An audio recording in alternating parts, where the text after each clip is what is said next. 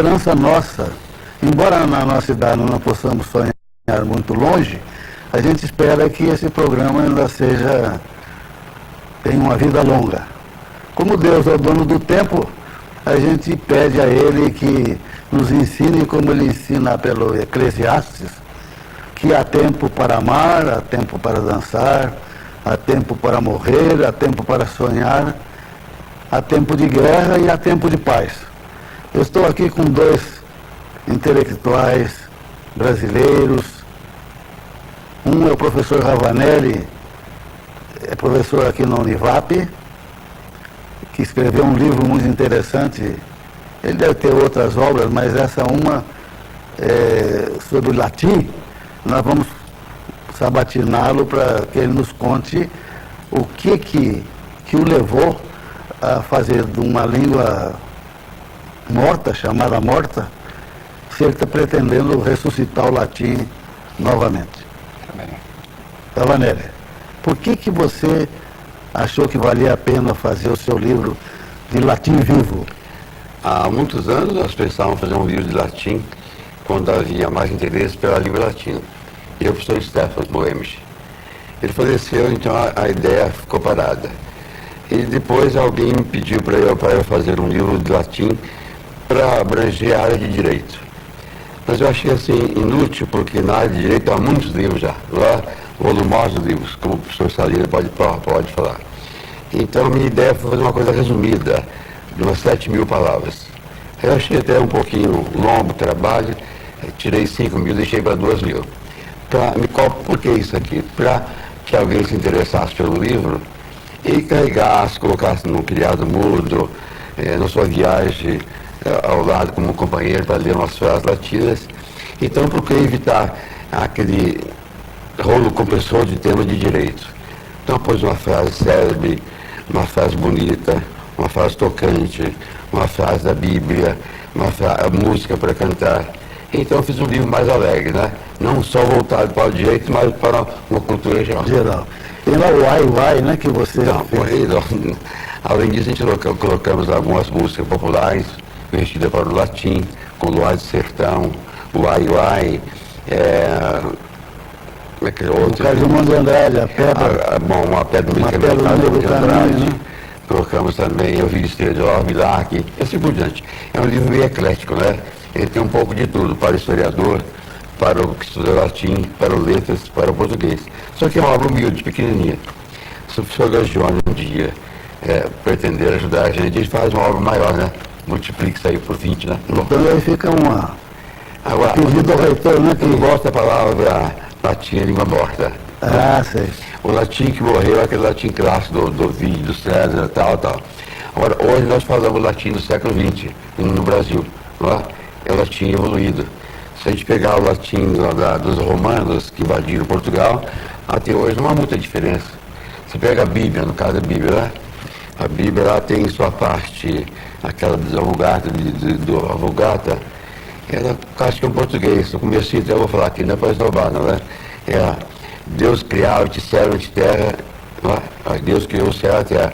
Praticamente quem sabe português até já sabe traduzir aquele latimzinho. O latim de hoje não é um latim morto. Agora, este latim que eu coloquei aqui, vive para despertar um pouquinho lá. Ninguém ficar baseado só naquele que morreu. Mas você usa no direito, na história, em letras. Abre Vieira tem uma frase latina, Abre o autor tem. Então a gente procurou ativar essas palavras. Você pretendia fazer 5.000 verbetes, né? Você acabou deixando para 2. Eu tinha que pegar mais direito. Então aqui, como o livro não foi voltado só para direito, eu poderia colocar uma coisa mais amena, pilhérias, brincadeiras, cantos, né? E frases que ninguém pode esquecer, né? E também frases técnicas também, né? Pelo latim, mais importantes, né? Traduziu para o latim o caipira lá do Uai, mas assim foi algo do Drummond de Andrade. Há um livro de Carmina Drummondana que eu tirei de lá, né? Um autor colocou os poemas do Drummond em latim. E procurei assim, fazer um livro eclético, né? Para o estudante de direito, para letras, para o povo em geral. É isso. Salinas, quer fazer alguma pergunta ao professor Ravanelli aí? Você que é historiador, o professor Salinas, ele foi procurador do Estado, né, Salinas? Justiça. Hein? Justiça. Da Justiça. Ele foi presidente do Conselho Casper Libero, né, da Gazeta, da Fundação Casper Libero. Ele tem um currículo muito rico, inclusive, que chama a atenção que ele foi quem fez o projeto da faculdade da Unicamp, né, na parte de Direito, né, Salinas? Eu participei da comissão que elaborou o anteprojeto da Faculdade de Direito da Unicamp, que seria integrada no Instituto de Filosofia e Ciências Humanas, junto com uma comissão de 4 ou 5 membros. O professor Salinas sempre gostou de literatura e eu acabei descobrindo que hoje ele faz parte da família, ele casou-se com a Leia, que é irmã de uma nora minha, e ele era promotor público em Guaratinguetá, o juiz daquele tempo, o Dr. Vaz, quando nós fizemos a primeira semana Benito Broca, que foi um evento que ficou marcado na história da literatura brasileira, né? E agora nós estamos aqui nesse tempo não podemos deixar de falar do poeta Cassiano Ricardo, que é um dos vale paraibanos que chegaram à Academia de Letras. Ele aqui de São José e em Guaratinguetá, Francisco de Assis Barbosa. E Cassiano é uma figura que não podemos deixar de homenageá-lo. E agora está sendo lançada a pedra de um monumento, um memorial para o Cassiano, onde se pretende fazer um verdadeiro fórum cultural aqui em São José dos Campos. E a Academia Brasileira de Letras se fez representar no lançamento da pedra pelo acadêmico Murilo Melo Filho.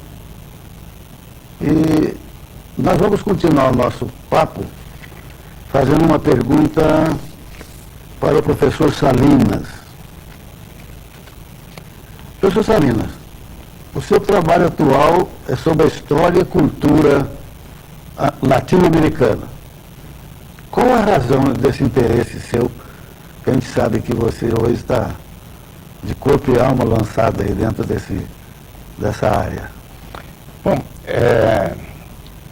há várias razões. Uma delas decorreu da minha viagem ao México e de um contato surpreendente com as grandes civilizações e culturas pré-colombianas, principalmente da região mesoamericana. E também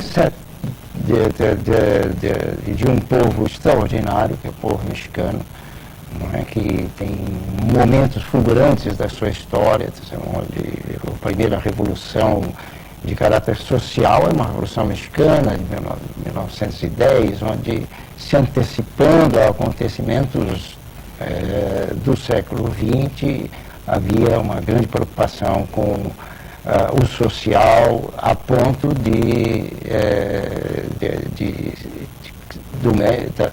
da Revolução Mexicana ser considerado um dos momentos importantes da história do século XX. Mas o que me impressionou fundamentalmente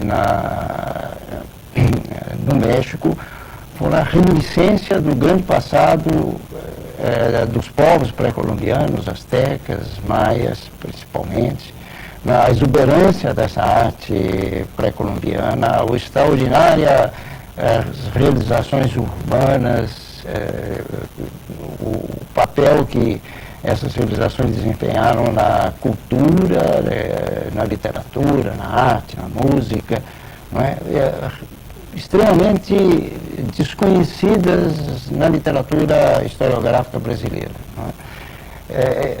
Eu, quando estudante, acho que todos aqui se lembram, nós começávamos pela história do Oriente Médio, né? que hoje é um dos momentos dramáticos do século XX, mas que era pouco relacionada com a vida, pouco ligada à história do Brasil, à própria história das nações latino-americanas, que hoje procuram se aproximar mais. Então estudava-se o Oriente Médio, depois vinha o período da Antiguidade, o período medieval, chegava-se quando muito a Revolução Francesa e, em geral, não havia uma preocupação maior com a história dos povos latino-americanos. E ao me defrontar com a vida desses povos, com o resultado do trabalho, da produção cultural e artística desses povos, eu fiquei surpreendido de que nós não tivéssemos uma preocupação historiográfica capaz de mostrar ao Brasil, ou de tornar consciente ao brasileiro que a Latinoamérica e a América brasileira tem uma longa história e uma belíssima história que tem que ser recuperada e para a historiografia brasileira. Inclusive, o próprio passado colonial dos povos latino-americanos oferece momentos extraordinários. Dentre eles, o grande conflito entre as populações pré-colombianas indígenas e o conquistador espanhol, onde, pela primeira vez, há uma presença muito importante da coroa espanhola, da administração, da burocracia espanhola, numa tentativa de estabelecer um convívio com essas populações indígenas, que se contavam o número de milhões, dezenas de milhões. Um papel muito interessante da Igreja no seu grande esforço de evangelização desses povos, que eram dotados, por sua vez, de uma atividade cultural muito intensa e de uma religiosidade profunda, né? A ponto das pessoas se oferecerem um sacrifício humano como uma forma de se entregar aos deuses para que esses deuses assegurassem a continuidade da vida humana. Salinas, nós vamos continuar no próximo bloco. Estamos chegando ao final dessa primeira parte do programa, e nós voltamos. Você vai contar para a gente as maravilhas que você já tem visto e que pretende continuar agora na sua ida ao México, e, se Deus quiser, fazer uma parceria da grande Universidade do México, que tem 200 mil alunos, né, com a nossa Univap. E depois nós voltamos para conversar mais um pouco também com o professor Ravanelli.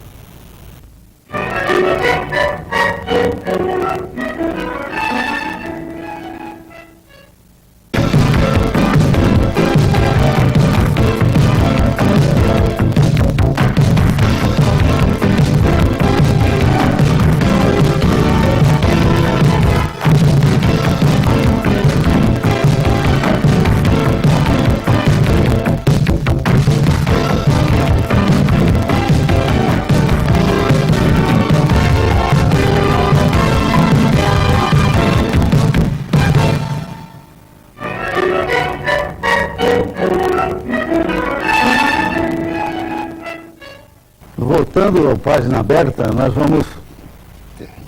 É pena que o tempo é muito curto, então a gente tem que ir bem rápido, né? Agora eu vou fazer umas perguntas ao professor Ravanelli e depois eu volto a perguntar coisas ao Salinas.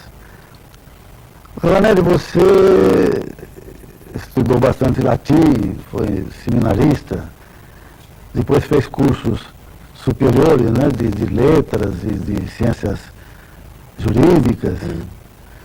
E apenas há 34 anos você é professor aqui da nossa Univap. E, além de professor, você foi xerife também, né? Foi uma circunstância interessante. Eu fiz letras em São Paulo, na PUC, depois eu ingressei na São Francisco, onde eu também. Aí depois, por circunstâncias de trabalho, eu vim para São José dos Campos Fiz 4 anos lá na São Francisco e o último ano eu me bacharelei aqui. Eu já era funcionário do Estado, então fiz concurso para delegado de polícia. Passei, escolhi São José, onde eu trabalhava, e por uma circunstância de trabalho, de já ser funcionário, fui ser delegado de polícia. Sou aposentado, já É como o professor Salino, ele também é aposentado como procurador de justiça. Mas E qual é a diferença do procurador de justiça e procurador do Estado? Tem diferença? A diferença, o procurador do Estado é um defensor do Estado, dos interesses do Estado. O procurador de justiça é um custódio da lei, é um fiscal da lei e promove também as ações penais. Ele é o chamado dono da ação penal em geral, né? Que é a ação penal também que pode ser iniciada por iniciativa privada. Né? E tem outras funções de caráter civil, hoje múltiplas, que não haviam, inclusive, no meu tempo, como defensor do meio ambiente. Existe, curiosamente, que nos interessa muito, a curadoria dos idosos, né?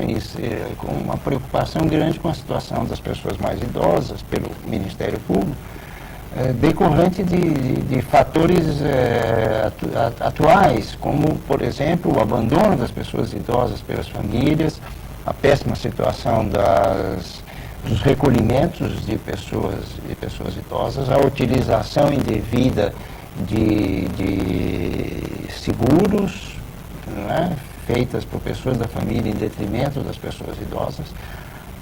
Nós supomos que as coisas ocorrem muito bem em todos os lugares e que há muito carinho entre pessoas das mesmas famílias, mas o cotidiano do Ministério Público nem sempre revela esses aspectos. Fala que se alguém tiver alguma queixa, algum idoso, pode se socorrer do Ministério Público da cidade, que ele deverá defendê-lo. Não impedir que tire aquele cartãozinho do INPS, não é? A senha, e o idoso acaba sendo, digamos, um dependente de segunda classe. Marginalizado. Existem outras atividades hoje, por exemplo, a promotoria da cidadania, né, que visa defender os interesses morais, lutar pela moralidade da administração pública, combater as tentativas de defraudação, de peculatos, enfim, de apontar fatos, como todos hoje estão a par, né, relacionados com o cidadão brasileiro, com a cidadania brasileira como uma expressão de convivência social. Professor, é uma pena que eu que já sei alguma coisa da sua vida, como promotor lá em Bananal, a história do padre que você passava e cumprimentava todo dia, mas isso a gente vai ter que deixar para outro dia, porque o tempo vai correndo tão rapidamente. E vamos no Ravanelli então. Ravanelli, tem mais algum livro que você está fazendo, tem vontade de fazer? Vamos lançar aqui no ar, que parece alguém aí que queira patrocinar, né? Eu tenho um livro em 4 volumes da Editora do Brasil, né? Foi lançado em 1967, quando eu comecei a dar aula na faculdade aqui, né? Então foi um livro muito bom, ele inovou um pouquinho o ensino da língua portuguesa, tanto é que ele não é tão ruim, que nós fomos feitos, parece que 67 edições, né? Olá. É um total de quase 800 mil volumes. Opa. Então eu acho que foi uma coisa. Né? Eu pretendia continuar a vir para São José dos Campos, a vida de delegado, dando aula, delegado, a coisa parou, né? Agora está na hora de dar uma volta ao passado e continuar aí. Vamos ver se a gente consegue fazer uma outra edição aí, eu acho uma coisa importantíssima. Depois você vai me mostrar esse seu trabalho aí, formidável. Porque o professor Salinas também tem um trabalho grande aí, que já tem 17 livros, Salinas, 14. Não, eu tenho alguns publicados, tenho um pequeno estudo sobre o México e tenho obras inéditas. Talvez publique ou não. Publicar é uma questão hoje bastante complicada, né? Não é simples. O mercado editorial brasileiro não é dos maiores. o interesse por determinados temas é pequeno, né? Por este tema da América agora começa a ser introduzido e ele é rico e se tornar necessário, porque se nós quisermos ter uma efetiva integração, nós precisamos nos conhecer uns aos outros. Precisamos e a maneira de nos conhecermos é através da nossa história conjunta, e inclusive dos conflitos que nos envolveram, principalmente na região onde hoje se pretende desenvolver o Mercosul. De maneira que eu acho que falta uma dedicação maior, uma complementação maior dos estudos latino-americanos. Fernando, eu gostaria que você dissesse alguma coisa, porque o tempo está se escoando, sobre a sua ida à Universidade do México, que tem lá o Rodrigo, como é que chama o seu amigo? O Rafael. Rafael. Bom, eu, por generosidade... Temos um minuto só, vamos... Aí eu recebi o que eles chamam de beca, uma bolsa de mexicanista. É algo extraordinário, porque não me considero absolutamente um mexicanista. Mas, enfim, como são escassos aqueles que se dedicam aos estudos latino-americanos e de uma forma mais específica a este extraordinário país que é o México, sobrou um idoso de 60 e lá vai alguns anos, a despeito de que eu recomendei mesmo, sinceramente, que eles procurassem pessoas mais jovens que pudessem dar uma continuidade ao trabalho. A minha continuidade não está muito assegurada pelos próximos anos. É uma pena que estamos chegando ao finalzinho do programa e eu vou contar com vocês mais em outros programas, se Deus quiser. E nós deixamos aqui, queremos deixar uma mensagem para o telespectador, umas palavras de esperança que Dom Helder gostava tanto e que o Montoro, aquele grande André Franco Montoro, encerrava todas as suas conferências. Quando sonhamos sozinhos, é apenas um sonho. Mas quando sonhamos juntos, é o início de uma bela realidade. Telespectadores, amigos, contem que vocês assistiram o programa Página Aberta e digam aos seus amigos que vale a pena. E que Deus tome conta de todos nós.